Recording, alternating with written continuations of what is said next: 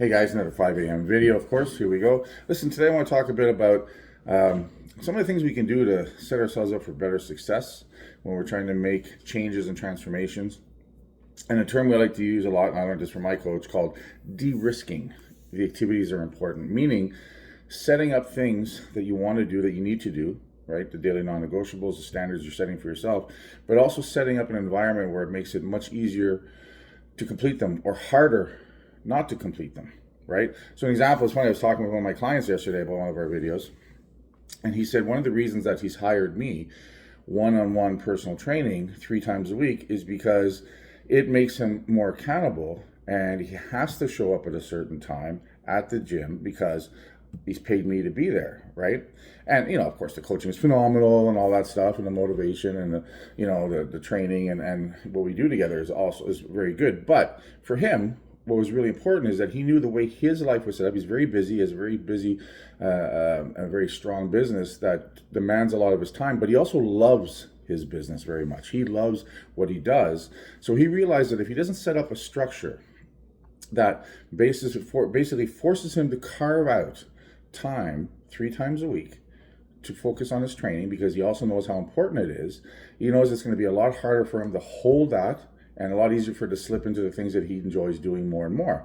And it was very interesting to see that point of view, and it makes total sense, right? And we'll often do that. We'll commit to someone or something else at a higher level than we will to ourselves. So he knows he could train by himself. He's got the expertise to train by himself, but he knows that left to his own devices, left to his own scheduling, left to his own, free will, if you will, he'll gravitate more towards the things he loves and he's totally, enthused about, and he gets empowered by, which is his business, and how much he loves it and how much he enjoys doing it. And something that it's him.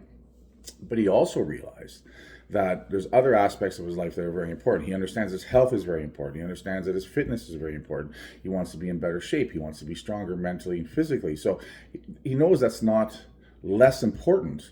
So what he did was set up training with me, and we've been training together for a couple of years now, so that he basically is forced to maintain that structure because there's outside forces helping him to do that. So he knows what he has to do. He knows it's important, but he also knows himself, right? He understands his inclinations, right? And where he's naturally drawn with his energy and his time and his focus. So it's very, very smart and very, very important to know yourself, and then understand that there's things we have to do based on our personalities to get us to do the things that we might necessarily want to do. We'd love to do it, but we know on our own, we're just not going to do it as well, right? So again, that's why coaching is super important. You learn, you adapt, you get introduced to different concepts, but you're just held to a higher level standard, right? And you've committed to it. You've committed your time. You've committed your coach's time. You've committed financially to it, right? So he's de-risked this activity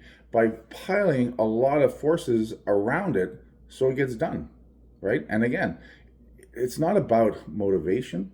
It's about the discipline. And in discipline, we have to understand that there's going to be certain things that we have to do to get us to stay disciplined, right? So is it set the alarm 15 minutes earlier to make sure you get up? That's it. Is it set the alarm and put it 5 feet away from your bed so you can't fucking hit the snooze button? That's it, right? It's figuring out how you're wired, right? And work within your wiring, right?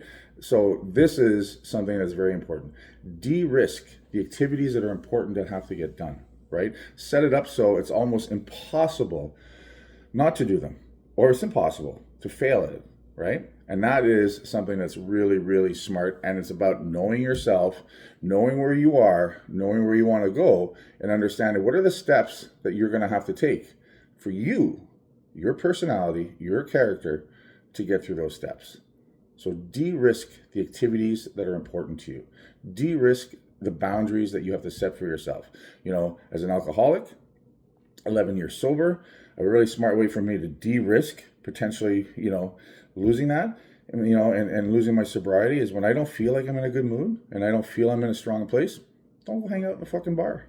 Don't go hang out with a bunch of buddies that are drinking and stuff like that. Don't put myself in a situation where the odd chance that I might be weak, that I might break, is in a situation where it's easier to break, right? It's about knowing yourself, knowing your capabilities, knowing your limits, right? Not an excuse, but knowing your fundamentals and knowing who you are and protecting that. De-risk the important activities in your life. It'll make a huge difference. I'll talk to you guys there.